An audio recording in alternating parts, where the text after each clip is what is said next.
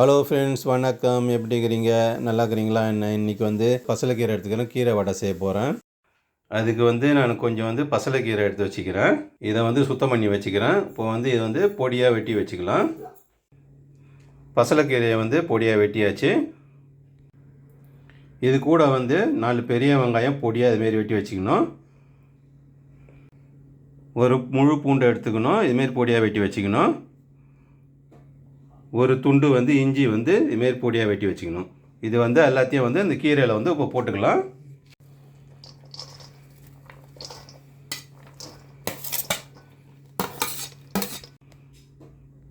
வெங்காயம் கொஞ்சம் அதிகமாக போட்டாக்கா நல்லாயிருக்கும், டேஸ்ட்டாக இருக்கும். அதுக்கு தான் நான் வெங்காயம் கொஞ்சம் நிறையா போட்டுக்கிறேன். இது கொத்தமல்லி, புதினா, கருவேப்பிலை வெட்டி வச்சுக்கிறேன். இதையும் போட்டுக்கலாம். அது கூடிய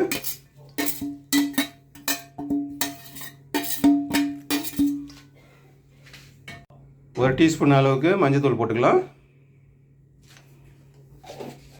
பாதி டேபிள் ஸ்பூனு மிளகாத்தூள் போட்டுக்கலாம். கொஞ்சமாக லெவீர் போட்டுக்கலாம்.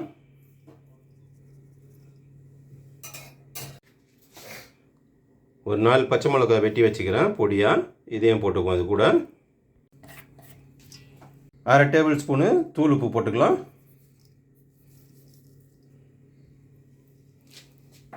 ஒரு 3 டம்ளர் கடலை மாவு சேர்த்துக்கலாம். 2 டம்ளர் போட்டுக்கிறேன். 3 டம்ளர் போட்டுக்கணும். 1 டம்ளர் பச்சை அரிசி மாவு போட்டுக்கிறேன். இந்த டம்ளர் தான் அளவு மாவுக்கு. இப்போ இது எல்லாத்தையும் பிசைஞ்சிக்கலாம். தண்ணி விடாமல் பிசையணும். இதில் ஏன்னா வெங்காயம் தண்ணி விடும். அதுக்காக தண்ணி ஊற்றக்கூடாது. தண்ணி ஊற்றாமல் நல்லா பிசைஞ்சு எடுக்கணும். இப்போ அப்புறம் தேவைப்படும் போது கொஞ்சம் கொஞ்சமாக தண்ணி ஊற்றிக்கலாம். எல்லாத்தையும் இதுமாரி கலந்து வச்சுக்கணும். நான் கொஞ்சம் கொஞ்சமாக தண்ணி ஊற்றி கலந்து வச்சுக்கிறேன். இதேமாரி நீங்கள் கொஞ்சம் கொஞ்சமாக ஊற்றி கலந்துக்குங்க. இப்போ வானல் காஞ்சி எடுத்து இப்போ எண்ணெய் ஊற்றிக்கலாம்.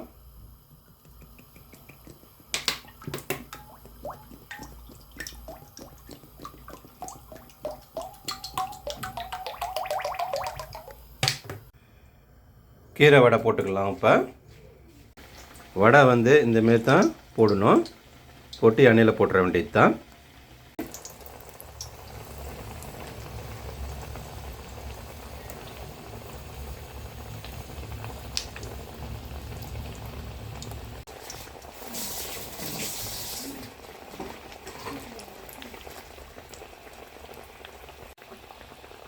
அனலை குறைச்சிட்டு போடுங்க.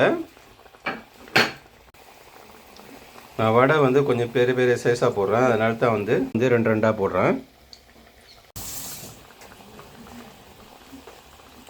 உடனே திருப்பி விட்றக்கூடாது. கொஞ்சம் செவந்த பிறகு திருப்பி விடணும். இப்போ திருப்பி விட்டுக்கலாம்.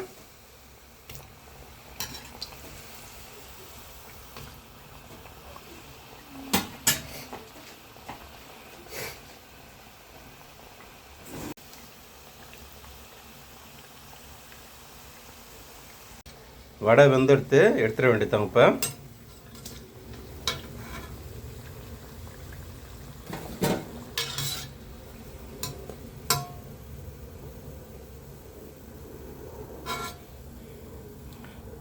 இப்போ ஒரு ஈடு எடுத்தாச்சு. 2ஆவது ஈடு போட்டுட்டு எல்லாத்தையும் காட்டுறாங்க.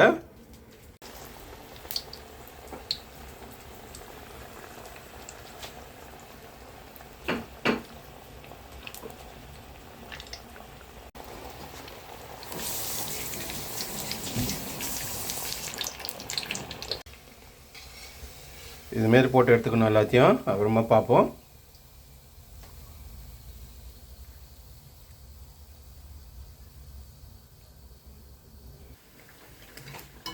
கீரை வடை ரெடி ஆகிடுது. இதேமாரி நீங்களும் செஞ்சு பாருங்கள். எப்படி இருக்குதுன்னு கமெண்ட்டில் சொல்லுங்கள். லைக் பண்ணுங்கள், ஷேர் பண்ணுங்கள், சப்ஸ்கிரைப் பண்ணுங்கள்.